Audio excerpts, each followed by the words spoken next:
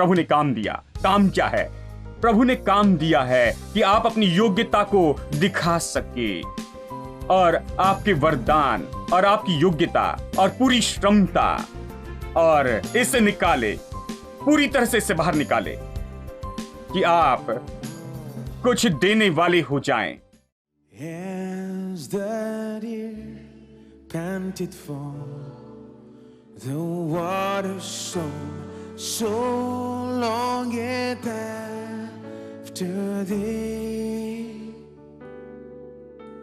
You alone are my heart's desire, and I long to worship thee as the deer. As the deer panted for the water, so my soul longeth after thee. So longs after you, Lord. You alone are my heart's desire. You alone. We long to worship you.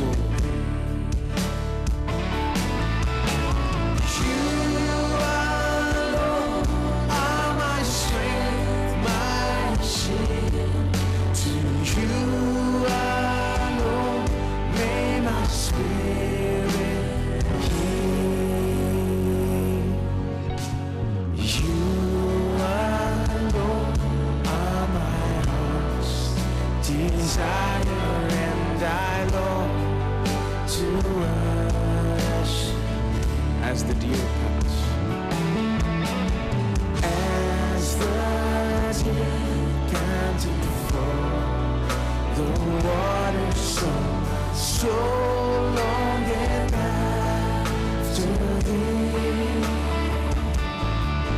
Oh, you alone are my heart's desire, and I long to worship. You alone are my strength. You alone are my strength, my shield. To you alone may my spirit yield. You alone are my heart's desire, and I to worship you alone, Lord. Oh, you alone are my strength, my shield. To you alone may my spirit yield.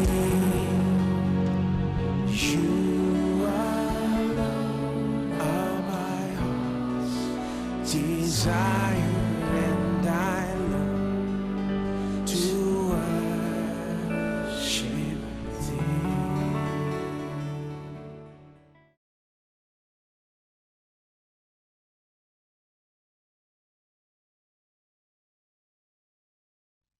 मेरे साथ निकाले प्रकाशित वाक्य अध्याय 12। मैं पढ़ता हूं वचन 9। तब वो बड़ा अजगर गिरा दिया गया, वही पुराना सांप जो शैतान कहलाता है और सारे संसार का भरमाने वाला है। अब इस अजगर के बारे में चिंता ना करें, जानते शैतान के बारे में कह रहा है।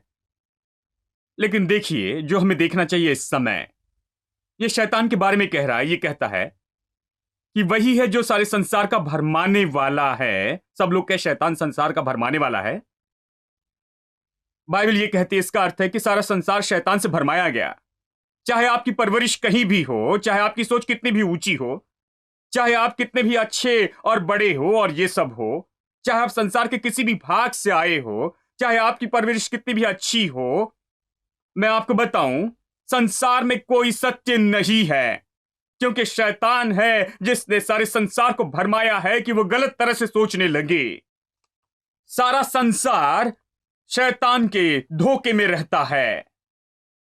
हेलो, क्या मैं सच हूं? क्या मैंने सही कहा है? वो सारे संसार को धोखा देता है, मतलब कोई नहीं जिसे सच्चा सत्य पता है। इसलिए जब यीशु आया तो उसने कहा तेरा वचन सत्य है। पूरे संसार में देख सकते हैं कोई सत्य नहीं है प्रभु के वचन को छोड़कर। इसलिए ये मसीह अनुभव बहुत ही महत्वपूर्ण है, क्योंकि जब आप प्रभु के पास में आते हैं और यीशु को अपना प्रभु जानते हैं, आपको प्रभु के वचन में आना चाहिए, क्योंकि पूरे संसार में कोई नहीं है जो आपको बदल देगा उस व्यक्ति के रूप में जो प्रभु चाहता है कि आप हो जाए, प्रभु के वचन को छोड़कर। क्योंकि यह सत्य है मेरे दोस्तों, सत्य वहां पर नहीं है। मेरे साथ निकाले इफिसियो। पढ़ने के लिए ज्यादा समय नहीं, इसलिए चलिए इसे जल्दी से देखें। इफिसियो 2 वचन 1। उसने तुम्हें भी जिलाया जो अपने अपराधों और पापों के कारण मरे हुए थे, जिनमें तुम पहले से इस संसार की रीति पर और आकाश के अधिकार के हाकिम अर्थात उस आत्मा के अनुसार चलते थे जो अब भी आज्ञा न मानने वालों में काम करता है। यह कहता है, बताता है कि कैसे हम एक बार पहले, हमारे उद्धार के पहले, पौलुस से बता रहा है, वो कहता है कि तुम एक बार इस संसार की रीति पर चलते थे। इसका अर्थ है हर कोई कुछ करता है तो आप भी वही करते हैं। हर कोई जो मार्ग लेता है आप भी वही लेते हैं। बाकी जैसे जीते हैं आप भी वैसे ही जीते हैं। ये तो संसार की रीति पर चलना और जीना है। सारा संसार एक दिशा में जाता है और आप उसी तरह सोचते हैं, आपके पास वही विचार है, जानते हैं, आप में वही मनोदशा और सब कुछ है।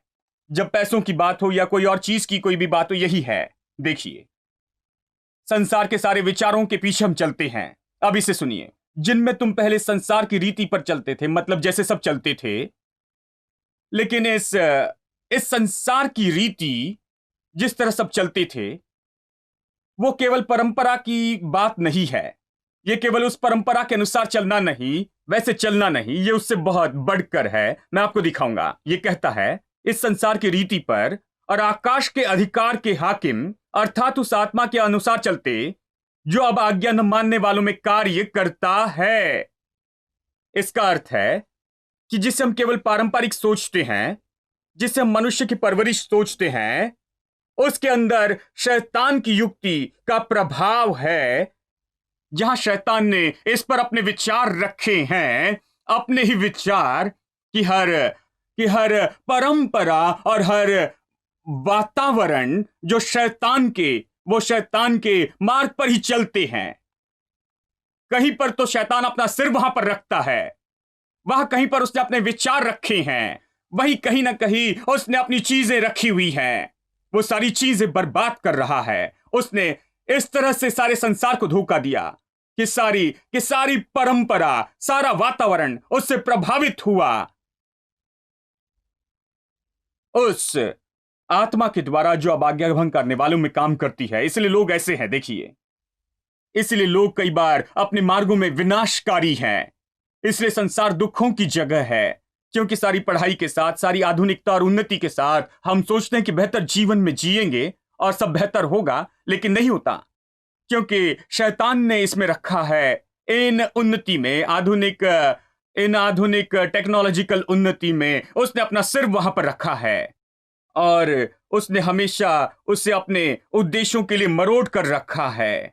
इसलिए संसार इस तरह से है और हम उस तरह की रीति पर चलते हैं। ये कहता, इनमें हम भी सब के सब पहले अपने शरीर की लालसाओं में दिन बिताते थे और शरीर और मन की इच्छाओं को पूरी करते थे और स्वभाव से ही क्रोध की संतान थे। ये कहता है शैतान की विचारधारा के कारण ही जो इस परंपरा और वातावरण और संसार में रखी गई है।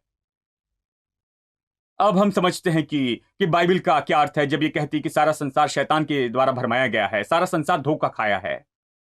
आप सोचते हैं कि ये सही है, ये सही है, वो सही है। कोई भी सही नहीं, प्रभु का वचन सही है मेरे दोस्तों। इसलिए चर्च सबसे महत्वपूर्ण जगह है। यह आपके जीवन में सबसे महत्वपूर्ण जगह में से एक होनी चाहिए। ऐसा चर्च जो प्रभु का वचन सिखाता है, क्योंकि आप वहीं पर सत्य पाएंगे और सत्य बहुमूल्य है और सत्य आपको आजाद करेगा। इसे देखिए, मैं चाहता हूं कि इफिसियों अध्याय 6 से भी देखे।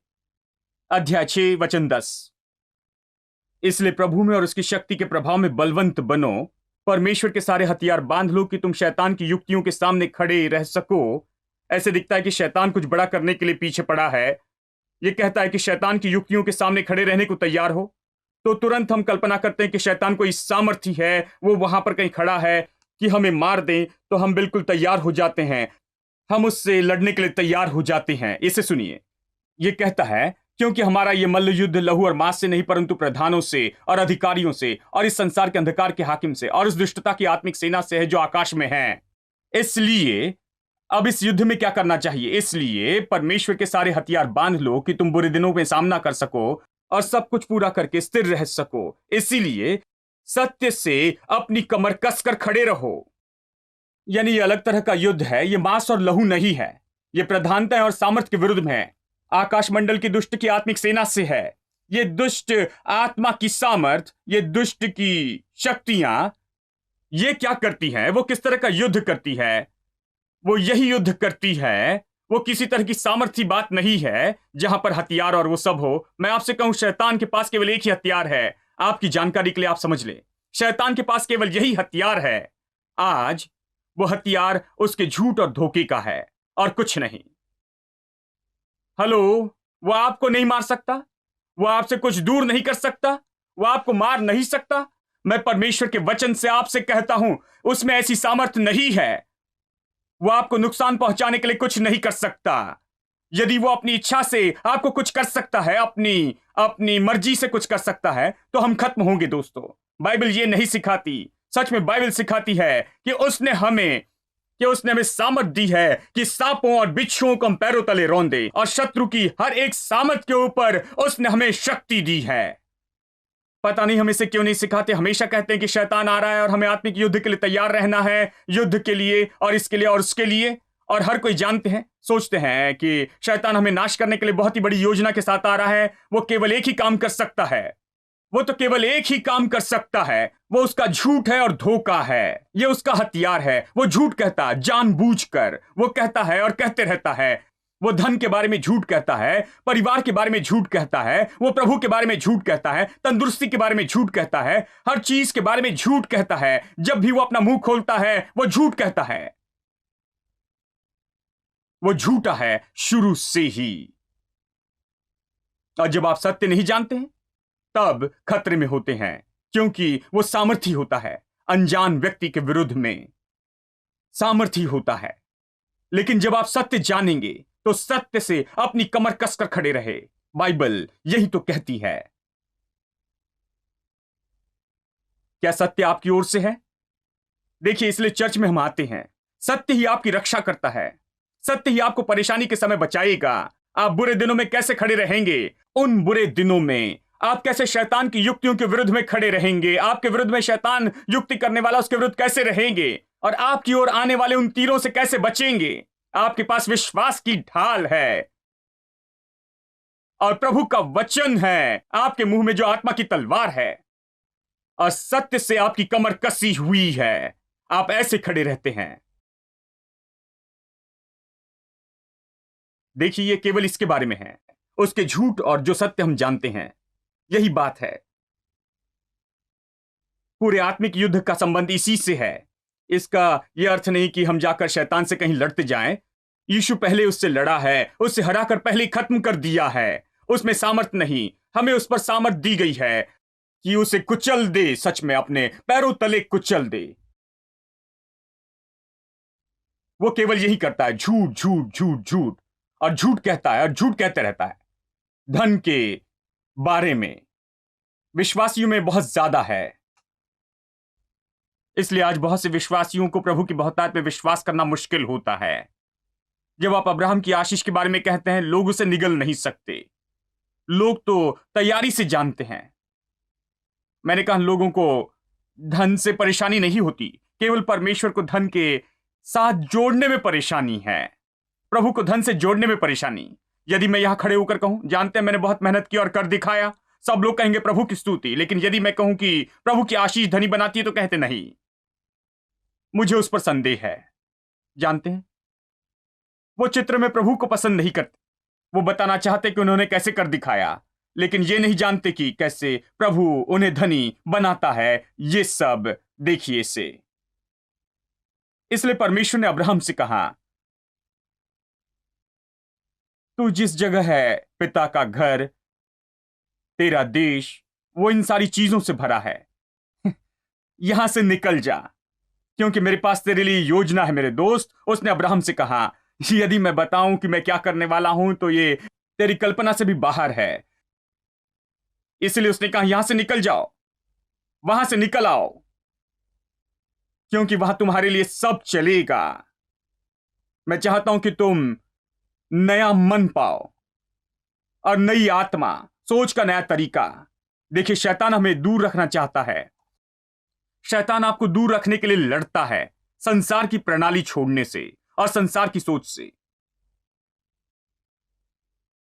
यदि मैं यहां खड़े होकर कहूं कि कैसे हर महीने से महीने बीतते हैं, 1 तारीख से 1 तारीख तक, और हम अपने तनख्वाह से जीते हैं, सब लोग कहेंगे क्या सच बात है। ये प्रचारक पूरी तरह से सच बात बता रहे हैं, हमारे जैसे हैं। जानते हैं, हम सब 1 तारीख से 1 तारीख तक जीते हैं, तनख्वाह से तनख्वाह तक हम जीते हैं।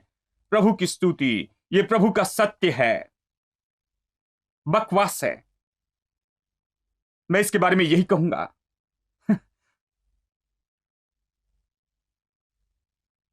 हम तनख्वाह से तनख्वाह तक नहीं जीते हैं, हम महिमा से महिमा में जाते हैं। जैसे प्रभु हमारी सारी जरूरत पूरी करता है अपने महिमा के धन के अनुसार मसीह यीशु में। हां, आप यहां आकर वो सारी चीजें नहीं सुनेंगे। देखिए, क्या वो प्रचारक सही नहीं थे जब उन्होंने बताया कि महीने की 20 तारीख के बाद, 20 तारीख के बाद तो सब कुछ मानो खत्म हो जाता है। हम कहीं नहीं जाते, हमारे पास कुछ नहीं रहता। महीने की 20 तारीख के बाद आखिरी 10 दिन तो बहुत मुश्किल है। मैं जानता हूं प्रचारक इससे जा रहे हैं, इसलिए बता रहे हैं। कितनी बड़ी सांत्वना। मैं आपको बताऊं, ये प्रचारक उनमें से नहीं है। मैं आपसे कह रहा हूं, ये प्रचारक विश्वास करता है कि प्रभु की आशीष धनी बनाती है और कोई कमी नहीं होगी, कोई घटी नहीं होगी, क्योंकि परमेश्वर हमारा स्रोत है, वो हमारी सारी जरूरत पूरी करने वाला है। मैं संसार की प्रणाली में विश्वास करने से इनकार करता हूं, मैं तारीख से 1 तारीख तक जीने से इनकार करता हूं, लेकिन मैं महिमा से महिमा में जाता हूं यीशु मसीह में, उसके द्वारा। जानते हैं, 2 विचारधाराएं हैं। एक तो इन दिनों में नौकरी की विचारधारा है। कोई कहता है ये आया है बेबीलोनियन पृष्ठभूमि से। नौकरी, काम प्रभु से आया है। जैसे प्रभु ने अदन की वाटिका बनाई, सब कुछ वहां पर रखा, उसने मनुष्य को काम दिया। काम तो पवित्र है, जो परमेश्वर से आया है। प्रभु चाहता है कि आप काम करें, इसके बारे में कोई संदेह नहीं। लेकिन नौकरी, नौकरी के विचार में कुछ गलत है, क्योंकि नौकरी आपको बताती है कि ये आपकी जीविका है, आप इसी तरह से जीते हैं। लेकिन बाइबल मुझे बताती है मैं विश्वास से जीता हूं। लोग कहते हैं खैर भाई आप प्रचारक हैं, आप विश्वास से जीते हैं, लेकिन हम नौकरी से जीते हैं भाई। नहीं, बाइबल कहती है कि धर्मी जन विश्वास से जीवित रहेगा। हेलो, देखिए सब लोग कांप गए। मेरे प्रभु, पूरी नींव हिल रही है, खुशियों की हिल रही है। मैं यहां नींव हिलाने के लिए आया हूं। नौकरी ही आपको 1 तारीख से 1 तारीख तक सोचने लगाती है, या आपको तनख्वाह से तनख्वाह तक सोचने लगाती है। नौकरी तो आपको इसी सोच के चक्र में लाती है और आप उसे खोने से डरते हैं, क्योंकि यदि आप उसे खो दे, 1 महीना रुक जाए तो आप खत्म हो जाएंगे। संसार में ऐसे लोग हैं, मैं जानता हूं, यदि वो केवल 1 महीना रुक जाए, यदि उन्हें महीने की 1 तारीख को तनख्वाह ना मिले, तो वो उससे महीने में नहीं कर पाते हैं, क्योंकि पहले उन्हें बहुत से बिल चुकाने हैं, उन्हें ये बिल्स चुकाने हैं। वो महीने की 1 तारीख की राह देखते हैं, वो 1 तारीख से 1 तारीख तक जीते रहते, क्योंकि नौकरी का विचार संसार ने उन्हें इस सोच में लगा कर रखा है, नौकरी नौकरी नौकरी। प्रभु चाहता है कि आप काम के रूप में सोचे। प्रभु ने काम दिया। काम क्या है? प्रभु ने काम दिया है कि आप अपनी योग्यता को दिखा सके, और आपके वरदान और आपकी योग्यता और पूरी क्षमता, और इसे निकाले, पूरी तरह से इसे बाहर निकाले कि आप कुछ देने वाले हो जाएं। काम इसी के बारे में है। हेलो, इफिसियों 4:28 पढ़े। कहता है चोरी करने वाला फिर चोरी न करे, वरन भले काम करने में अपने हाथों से परिश्रम करे, इसलिए कि जिसे प्रयोजन हो उसे देने को कुछ हो। यानी काम क्यों करते? काम देने के लिए है। आज के दिन मैं दे रहा हूं। हेलो, ये मेरे काम का दिन है। रविवार सुबह मैं सुबह 7 बजे से बिल्कुल काम पर लग जाता हूं। ओ, ये मेरा सौभाग्य है कि काम करने आऊं, क्योंकि ये मेरी जीविका कमाना नहीं है, ये तो देना है। ये मेरे दिल की बहुतायत से देना है। मेरा मुंह कहता है, मेरा दिल परमेश्वर के वचन के खजाने से भरा है और मैं यहां लोगों को देने के लिए आया हूं। मैं इसे देता रहता हूं और आप इसे लेते हैं। मेरे लिए काम का यही अर्थ है। Hello,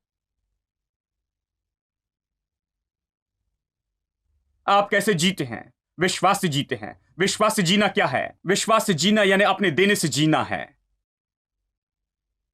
hello. ओ, मैं सोचता हूं कि अगले हफ्ते तक आपको इस पर सोचने दूं। यह आपकी नाव हिलाने के लिए काफी है। आप अपने देने से जीते हैं। आप विश्वास से जीते हैं। इसे जीविका न बनाएं। अपने देने से जीते जाएं। जब आप काम पर जाएं, इसे नौकरी के जैसे न करें कि जीविका कमाते जाएं। इसे काम जैसे करें जहां आपके वरदान बाहर आए। बाइबल कहती है कि तुम्हारे वरदान राजाओं के सामने तुम्हारे लिए जगह तैयार करेंगे। ये आपको राजाओं के सामने खड़े करेंगे। ये आपको महान करेंगे। ये प्रभु का तरीका है कि आपकी जरूरत पूरी करे। ये प्रभु का तरीका है कि आपको आगे ले जाएं। ये प्रभु का तरीका है कि आपको सफल बनाए। दूसरा कोई और मार्ग नहीं। आपको पसीना बहाना होगा आपके माथे के पसीने से, और वो श्राप है।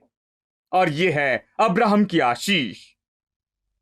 अब देखिए, इसलिए अब्राहम चला गया। जब प्रभु ने देश छोड़ने के लिए कहा तो वो चला गया। वहां अकाल पड़ा। अकाल से कोई फर्क नहीं पड़ता है, क्योंकि अब्राहम पर आशीष थी। आशीष तो अकाल को आशीष में बदल देती है। वह अकाल आशीष में बदल गया। वहां से जानते हैं, कोई जाकर लूत के विरुद्ध में लड़ता है, सदोम और अमोरा के विरुद्ध में लड़ता है। लूत और उसके परिवार को बंदी बनाकर ले जाते हैं। बाइबल कहती है कि अब्राहम ने 318 लोगों को इकट्ठा किया जो उसके घर में जन्मे थे, जो तलवार लेकर लड़ सकते थे।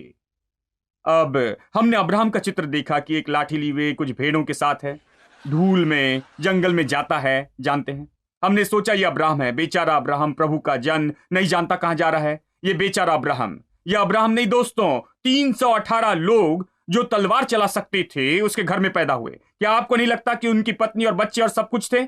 मैं सोचता हूं लगभग 2000 लोग थे अब्राहम के उस काफिले में। वो बहुत बड़ा व्यक्ति था। उसके नीचे 2000 लोग जी रहे थे। वो अपने आप में एक देश था। वो तो जैसे मानो खुद राजा था। उसने वो सब कुछ इसहाक को दिया, और इसहाक जब वो कहीं गया वहां अकाल पड़ा। अकाल होने से कोई फर्क नहीं पड़ता, क्योंकि उस पर आशीष थी। वो अकाल को आशीष में बदल देता है, क्योंकि जहां भी उसने जाकर कुआं खोदा वहां पर पानी था। क्योंकि आशीष यही तो करती है। यह अब्राहम की आशीष है। इसहाक ने याकूब को बुलाकर उसके ऊपर हाथ रखा और कहा, प्रभु तुझे हमारे पिता अब्राहम की आशीष दे। और याकूब गया, लाबान के घर में गया, और लाबान दुख उठा रहा था। जानता हूं आर्थिक परेशानी में था वो, क्योंकि उसकी बेटी भेड़ों की रखवाली कर रही थी। यह बुरी खबर है जब किसी मनुष्य की बेटी भेड़ों की रखवाली करती है, जानते हैं। और 20 साल के बाद लाबान कहता है कि तेरे ही कारण मैं धनी हो गया हूं। देखिए, आशीष उसके साथ आई, बढ़ोतरी और बहुगुणन, और सब कुछ बदल दिया। जंगल को और गरीबी को और कमी घटी को लाबान से दूर किया, और धन आ गया। यूसुफ ऐसे ही था। वो आशीषित था। उसे गड्ढे में डाला गया, फिर जेल में, लेकिन फिर वो मिस्र में गया, और वहां मिस्र में अकाल पड़ा था, और उसने सारे देश को धनी देश बना दिया, क्योंकि आशीष यही तो करती है। और मैं आपसे कहता हूं कि आप और मैं, हम में वही अभिषेक है कि जंगल को एक सुंदर सुंदर जगह में बदल दे। अभिषेक है। आप में और मुझ में यह है। आप में अभिषेक है और मुझ में अभिषेक है कि बेकार और व्यर्थ जगह को बदल दे। इसलिए अब्राहम ने लूत से कहा, यदि तू दाहिने जाए तो मैं बाएं जाऊंगा, तुझे जो चाहिए चुन ले। यदि तू बाएं जाए तो मैं दाहिने जाऊंगा। अब्राहम किस तरफ गया इससे फर्क नहीं पड़ता, क्योंकि वो जिस मार्ग में जाएगा वो आशीष पाएगा। अच्छा दिखे या न दिखे, वो आशीष पाएगा, क्योंकि उसके संग आशीष लिए चलता है। वो सारे रेगिस्तान को भलाई में बदल देगा। आशीष तो वो अभिषेक है, योग्यता और श्रमता है। इस पर विश्वास करे। आज इसे इस जगह से लेकर बाहर जाए, ये विश्वास से कि आप में सब बदलने की योग्यता है, और संसार को ले ले अब्राहम के बेटे और बेटी के जैसे।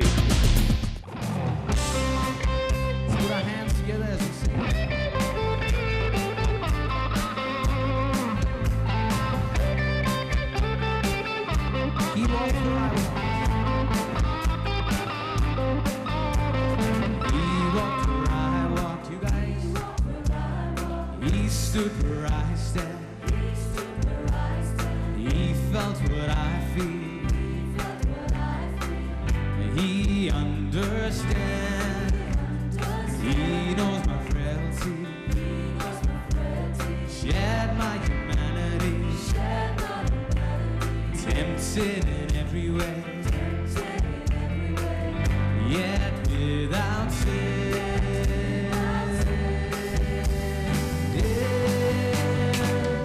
God with us, so close to us. God with us, Emmanuel.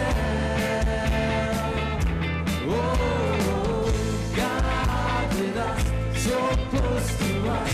God with us, Emmanuel. Emmanuel. One of a hated race, you guys. Stung by the prejudice, louder, suffering injustice. Yet he forgave, wept for my wasted years, paid for my wickedness.